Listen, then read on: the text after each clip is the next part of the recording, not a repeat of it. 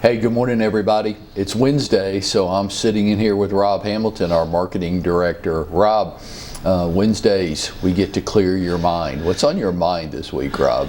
All right, so you're doing this series this week on adding a zero in your business, and I've been listening the last 2 days, like everyone, and I wanted to ask you a question. Why is it so important to add a zero to some of these things? Well, because you feel passionately about it, I can tell. Yeah, no, I'm absolutely certain about it. So here's the problem that almost everybody has.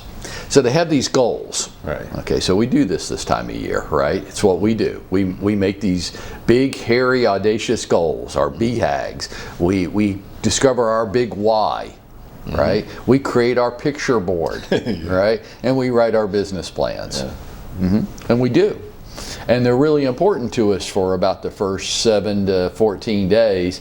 But by the end of this month, I'll go, there's an old joke, Rob, you probably heard it. It says, everywhere you go, there you are, right? Yeah. I'm going to go right back to being me again. I think the problem that most of us have these days is our goals exceed our network. So I might want to sell this many homes this year. I might need to. I might have to,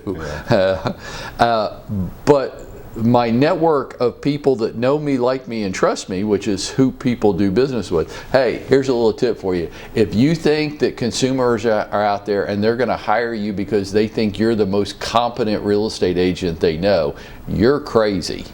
That is not why people hire real estate agents. You see it every day, and it really pisses you off, because you think you're more competent than the person they hired. And you might be right, but the customer doesn't care. It's not what they're looking for. Right. Okay, my goals, what I want to achieve, and the people that are in my network, they don't equal each other. So let me give you an example, okay? Let's say that you as an agent wanted to work your neighborhood. Okay. We would call that geographic farming. Tried and true strategy. Rob, it works. If you implement the strategy, there is no doubt that you will become the top of mind neighborhood expert for the people that live in the neighborhood. Here's the problem. If you have 100 homes in your neighborhood, there's simply not enough transactional volume to get a return on the investment. So you might be the top of mind, go-to neighborhood expert for everybody that lives in your neighborhood. There just isn't enough turnover each year for you to run a business off of that. You're missing a zero. Right. You need 1,000 homes. If there's 200 people in your network and you want to sell 20 homes this year, you can use a rough rule of thumb. You could say 5% of the population is going to consider a move this year. That would be about right, 4 to 5%. So let's say there's 10 people in your network that are going to consider a move this year. Okay? Not many. Right, it's not many, and you have to bet that you're going to capture all 10. Is that likely? No chance. No chance. Nobody gets 100% market share in any product. Nope. Right. So if you captured 5 to 7 of the 10, I would call that really good. But that's probably not what your goal is for the year. It's probably not enough people, right? So the problem isn't your goal. It might be a very worthy goal. You might be capable of achieving the goal. The problem is you have 200 people in your network, in your audience, and you need 2,000. You're missing a zero. So it's the case in most people's business. If you're not satisfied with where your production was in 2021, then what I'm going to ask you to do is take a look at how you're scaled. You might be doing everything right with too few people. You come from the radio business, right? Okay. Does that not apply there? Yeah. Okay. Your advertisers. Right. At radio, which is where you made your money, right? You don't make money off playing songs. You make money off playing commercials. Okay. What's the key thing that they're always looking at? The ratings. How many people are listening? How many people are listening? Yeah. And how many people you have listening to your radio station determines whether I want to advertise on your station and what I'm willing to pay for that. Exactly. Right. Yeah. That's why Super Bowl commercials are crazy expensive, right? Because it gets such a large market share that it's got so many eyeballs watching it. It is the television event of the year every year. Right. So they can charge crazy amounts of numbers. They have a lot of zeros. Yeah, they do. Right. In real estate, it would be most like you in radio, but you only have like 50 people that listen to your radio station every day. Wow. Now, as a company that wants to advertise, what would I be willing to pay you to advertise on your station? You got 50 people a day that are listening to you. I might have to pay you to advertise on our station. Right. I wouldn't be interested, right? No. You just simply don't have enough reach for me to be able to sell my product. Okay. And that's our problem. We have a scale issue. Well, from the agent's perspective, one thing you mentioned this week was adding a zero to your spend when it comes to mailers or something like that. Right.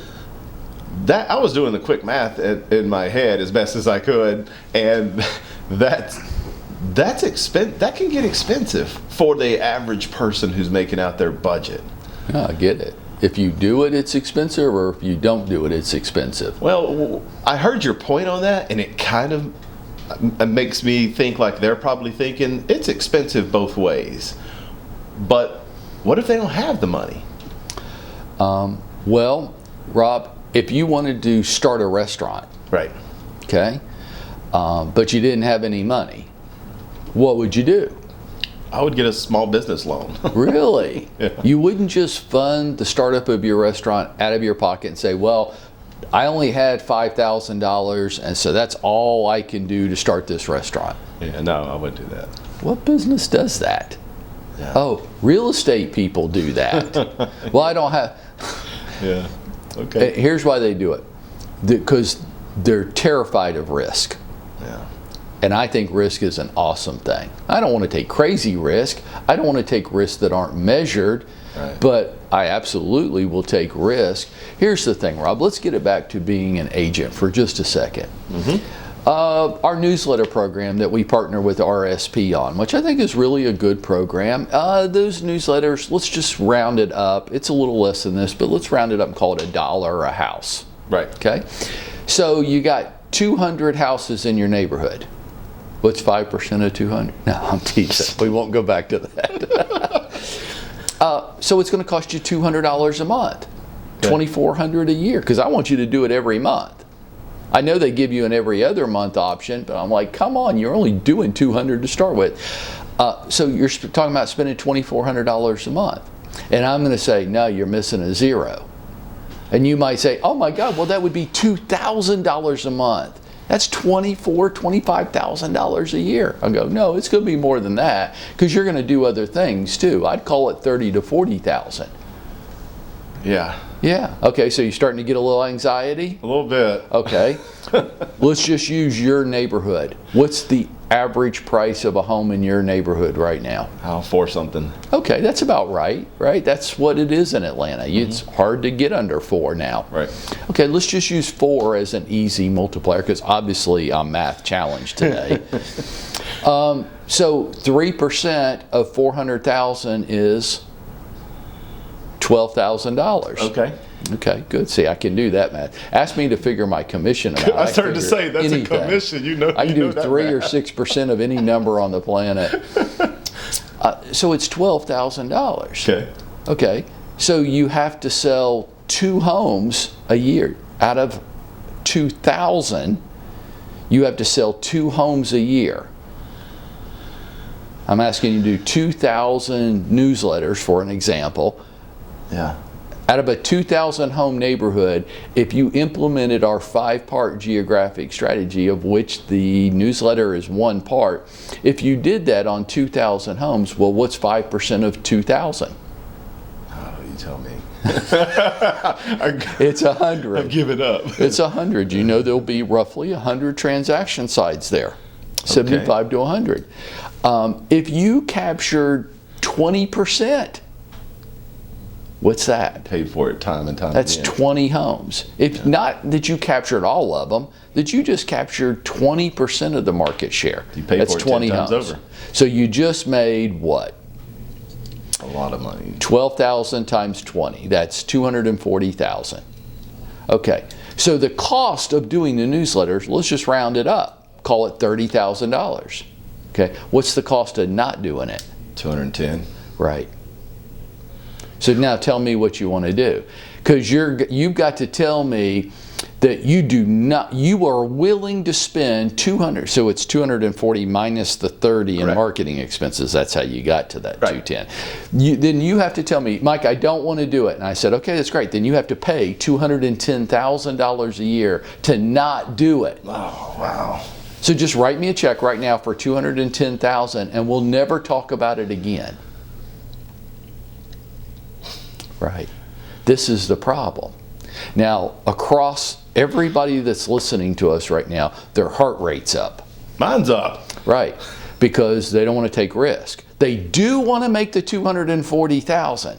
They do not want to invest in the only thing, Rob, that I'm ever going to encourage people to invest in. Not Wall Street, not blockchain. Yeah. Not crypto. Not crypto, none of that bullshit. Not even houses so much, until you're investing in yourself. And if you're unwilling to invest in yourself, then you're going to have a hard time explaining to me why I should invest in myself. Right. You want to open a restaurant, you don't want to spend any money to open the restaurant. How's that going to work out? Touche. Yeah. And why would it be any different than real estate? Well, it's scary. It should be. Let me tell you something. That scare, that's what's going to get your little ass out of bed every morning. Right. And that's what's going to get you to get up, get dressed, and get to work and pay attention and eliminate these distractions. Why? You've got risk on the line. You've got skin in the game. Right. And if you don't, you'll want to sell more homes this year. You just won't, because you're not willing to invest in yourself. Makes more sense. By doing this, Rob, this is, when I say this is what I'm talking about. Go out there and make it happen for yourself today.